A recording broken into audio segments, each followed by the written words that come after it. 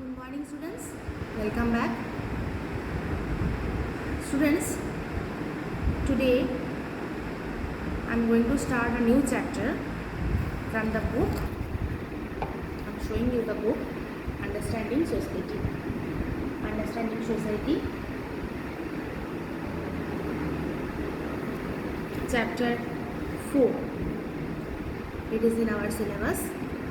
The chapter name is Introducing Western Sociologist. Introducing Western Sociologist. First of all, actually this chapter is divided into 3 parts and we have to learn all the parts accordingly. Okay? Some of the important terms are included in this chapter, like the Enlightenment, French Revolution, and last one is Industrial Revolution. All are the spinal cords of sociology. We sociologists are studying all these things because it's a social phenomena,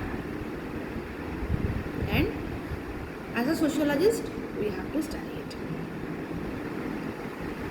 3 major social processes, okay, developed the intellectual ideas and materialistic aspects that went into the making of sociology as a discipline. What I said, I am repeating it once again. 3 major social processes developed the intellectual ideas and materialistic aspects that went into the making of sociology as a discipline. In the previous time, what we have seen? That culture, religion, caste is everything for a society. Rural people, uneducated means the illiterate people are believed in the non-material culture.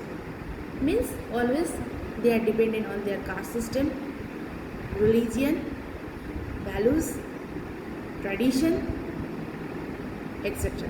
But nowadays we are thinking intellectually, and materialistic aspects is the main themes for our life now.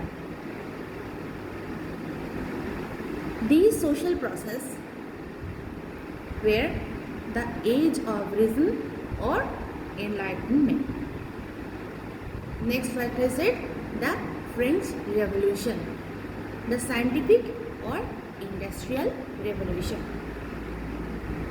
In this chapter, we will see the modern era in Europe and the conditions of modernity that we take for granted today were brought about by these 3 major processes. Actually, the ideas of classical thinkers. Who were the classical thinkers? The Max Weber, Karl Marx, Emile Durkheim about society were influenced by social conditions of the 3 processes that helped sociology to emerge. Now understood why the sociologists are discussing about the terms like the Enlightenment, French Revolution, Industrial Revolution. Emergence of radically new ways of thinking about the world made it felt necessary to displace nature, religion, and the divine acts of gods from the central position they had in earlier ways of understanding the world. That's why I said to you that people in the previous time, they are depending on religion, caste, culture, etc. But nowadays we are thinking intellectually. It helped to develop attitudes of mind that is referred to as secular, scientific, and humanistic. Okay, understood? Now I'm going to discuss about enlightenment. The first point in your book, page number 67. You can check it in your book, page number 67. Right? You can follow your book, students, with me. First of all, we have to know about enlightenment. What does it mean? Actually, enlightenment is the state of having knowledge or understanding, the act of giving someone knowledge or understanding. A movement of the 18th century that traced the belief that science and logic give people more knowledge and understanding than the tradition and religion. This process is known as enlightenment. I'm repeating it. Enlightenment means having knowledge or understanding, the act of giving someone knowledge or understanding. A movement of the 18th century that traced the belief that science and logic give people more knowledgeable and understanding rather than the tradition and the religion. That is known as enlightenment. Students, you please follow your book. In your book,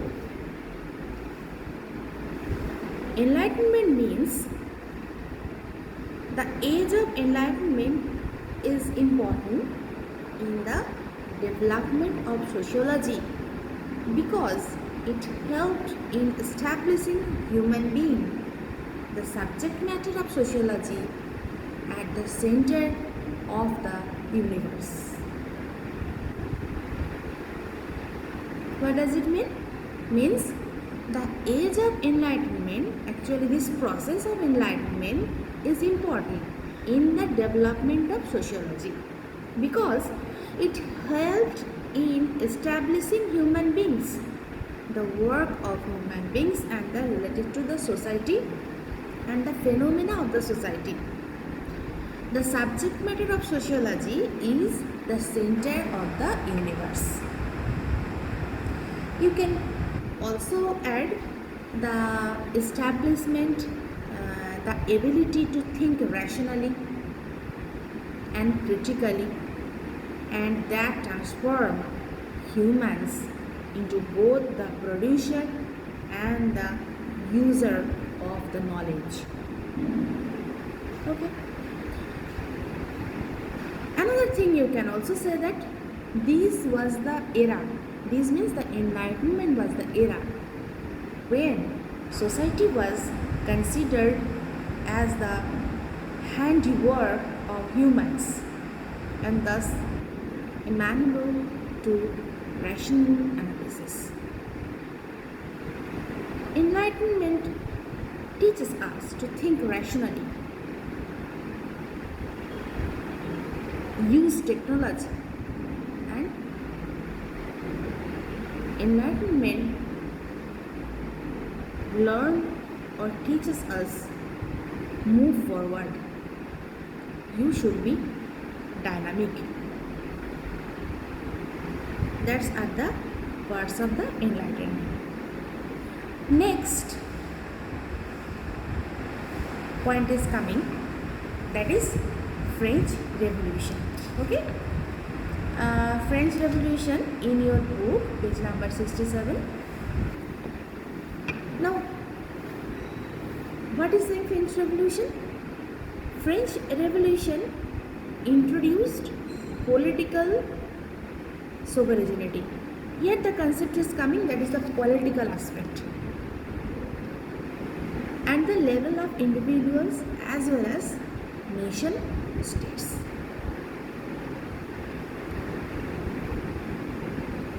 Questioning the legitimacy of privileges inherited by birth was made possible due to Declaration of Human Rights.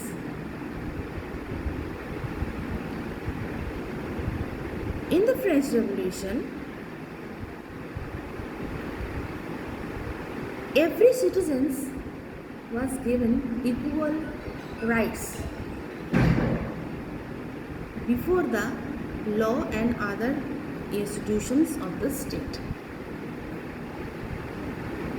Separated the private realm from the public sphere, and state had to respect individual autonomy without the private realm. What I said? French Revolution gives a clear view that in every society there should be two realm. That is, one is private realm and another one is public realm. And the ideas in the time of French Revolution, that is, came the liberty, equality, fraternity. Okay, understood? Political sovereignty is a very important point in the French Revolution.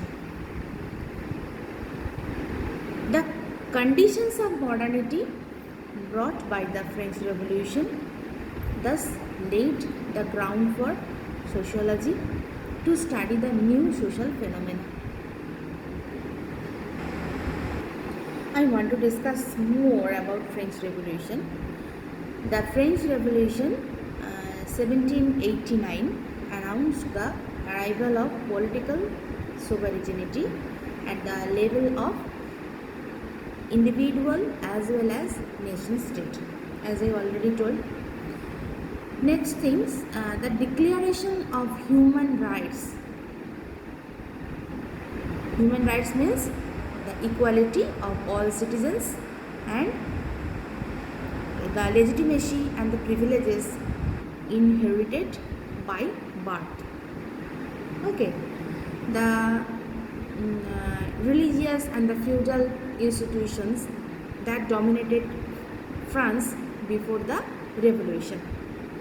So the ideas of French Revolution is what? The ideas of French Revolution is liberty, equality, fraternity. Become the watchword of the modern state. Okay, so students, I am requesting to all of you, please go through the chapter. Next point is coming, that is the Industrial Revolution. Industrial Revolution is a very important turning point in our society. Why? Because due to the Industrial Revolution, modernization, urbanization took place. Okay, on the basis of that,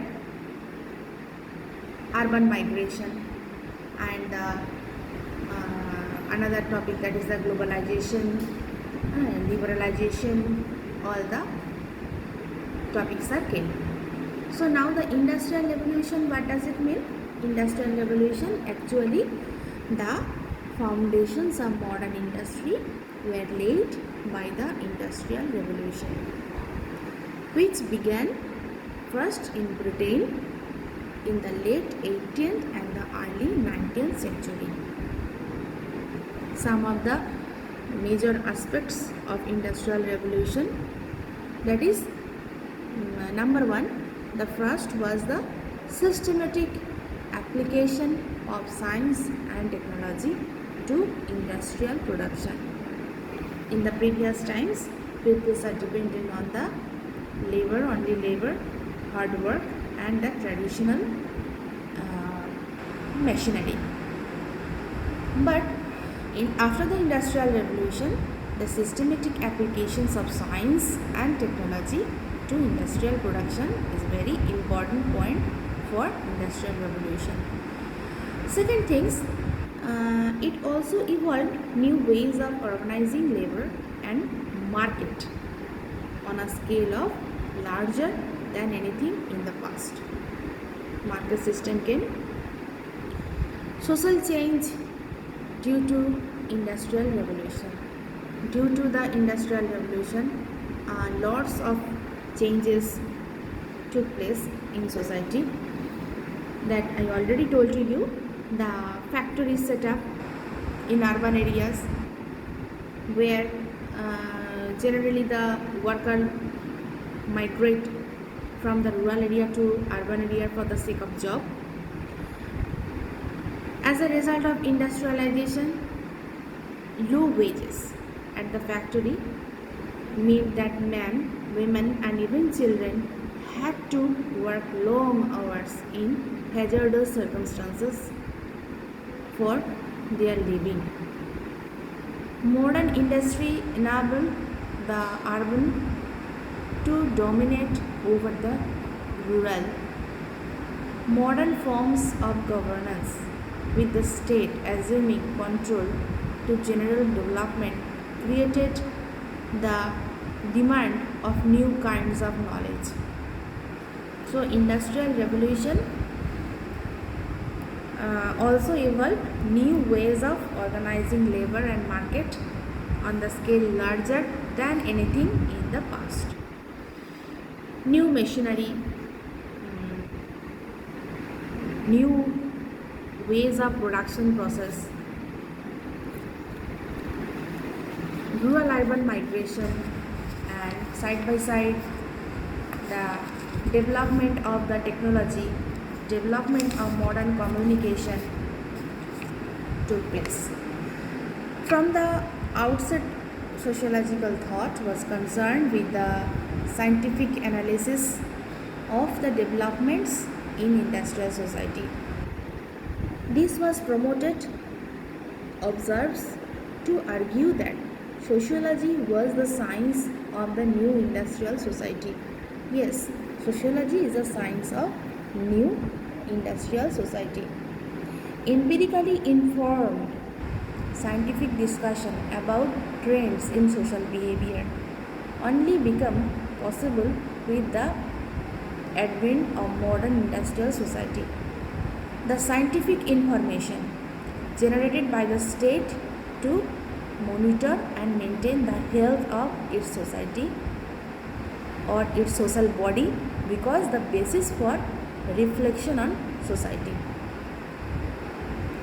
So students, in this chapter we have seen that three major dimensions, that is, first is Enlightenment, second is French Revolution, and third one is Industrial Revolution. So all these points are very important in the subject sociology. We are studying it. Now, one question is coming, that is, how was the Industrial Revolution responsible for giving rise to sociology? Industrial Revolution means, you know, that the innovations of technology or the inventions of modern technology to produce more goods in the factory. Not only in the production process but also in our everyday life also, like the modern communication system, modern technology. Every day we are using it like that. So student, that much only. Next day I am going to discuss about the next portions of the chapter. That's all for today. Thank you everyone, and I am requesting to all of you once again, please read out the whole chapter. So if you face any problem or any questions, then you can ask me in Zoom class. Thanking you.